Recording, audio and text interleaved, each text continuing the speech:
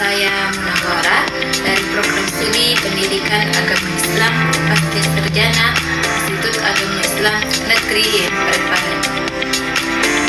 Puji syukur atas kehadiran Allah Subhanahu wa Ta'ala yang telah memberikan kita nikmat kesehatan, kesempatan sehingga kita dapat melanjutkan perkuliahan pada hari ini.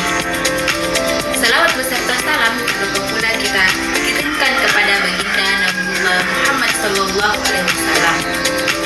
Sebelumnya, tak lupa pula kita ucapkan terima kasih kepada dosen pengampu mata kuliah pendekatan dan strategi pembelajaran PAI berkonsistik, yakni Ayanda Bapak Dr. Usman Nur MPDI, yang senantiasa memberikan ilmunya dan kepada kami. Baiklah, pada kesempatan ini saya akan menjelaskan tentang materi pendekatan saintifik. Pembelajaran saintifik dalam pembelajaran pendidikan agama Islam atau PAI berupaya untuk mengintegrasikan metode ilmiah dalam proses pembelajaran agar lebih relevan dengan perkembangan zaman dan kebutuhan peserta didik. Pendekatan ini menekankan pada langkah-langkah observasi, bertanya, menalar, mencoba, dan mengomunikasikan hasil yang bertujuan untuk melatih siswa berpikir kritis dan logis dalam memahami ajaran agama.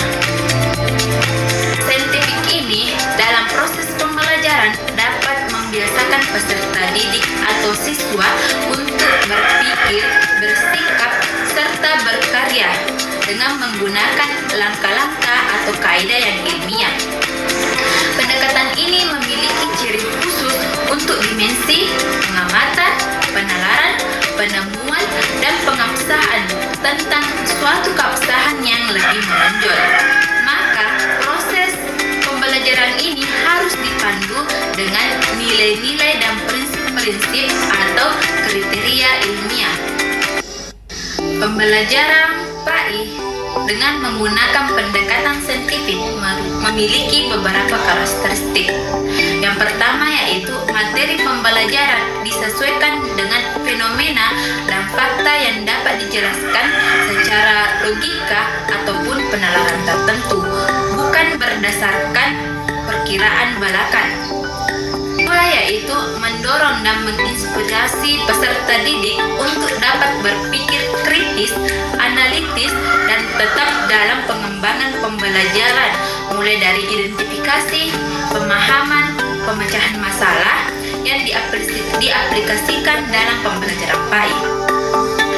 Dan yang ketiga yaitu mendorong dan menginspirasi peserta didik agar mampu berpikir hipotetik dengan mencermati berbagai persamaan ataupun perbedaan antara yang satu dengan yang lain dalam proses pembelajaran PAI, yaitu mendorong dan menginspirasi peserta didik untuk memahami dan mengembangkan dan menerapkan pola pikir yang objektif dan rasional dalam merespon materi pembelajaran PAI.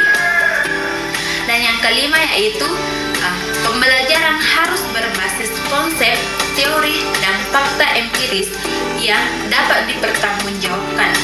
Keenam, rumusan tujuan ini pembelajaran secara sederhana yang jelas dan dikemas secara menarik dalam pelaksanaannya.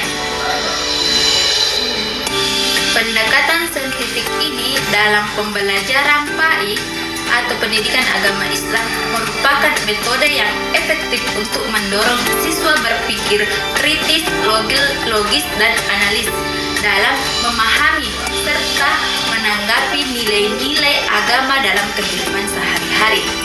Melalui langkah-langkah saintifik ini, mengamati, menanya, mengumpulkan informasi, menalar, dan mengomunikasikan, siswa tidak hanya memahami materi secara tekstual, akan tetapi juga mampu mengaitkan dalam konteks kehidupan nyata.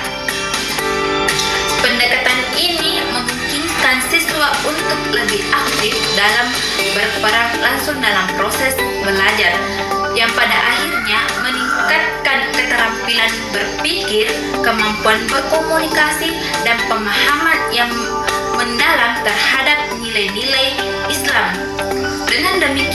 pendekatan saintifik dalam pembelajaran PAI ini tidak hanya memperkuat pemahaman keagamaan, tetapi juga membangun karakter siswa yang jujur, bertanggung jawab, dan berakhlak mulia. Pendekatan saintifik ini dalam pembelajaran PAI membawa beberapa implikasi penting yang dapat mempengaruhi proses dan hasil belajar, baik pada guru maupun siswa. Implikasi ini meliputi aspek pembelajaran, peran guru, pengembangan karakter siswa, dan kemampuan berpikir kritis serta analis dalam memahami nilai-nilai agama. Ya, itulah tadi materi dari saya mengenai pendekatan saintifik.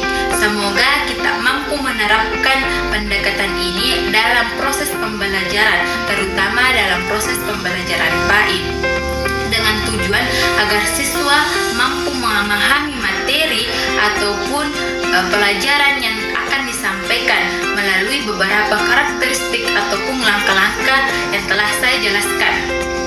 Dan begitu pula guru mampu memposisikan dirinya atau memainkan peran baik sebagai fasilitator, sebagai narasumber, ataupun mengarahkan proses pembelajaran dan mampu mengimplementasikan materi-materi yang telah diajarkan dalam kehidupan sehari-hari. Lebih dan kurangnya mohon dimaafkan. Wabillahi taufiq wal hidayah. Wassalamualaikum warahmatullahi wabarakatuh.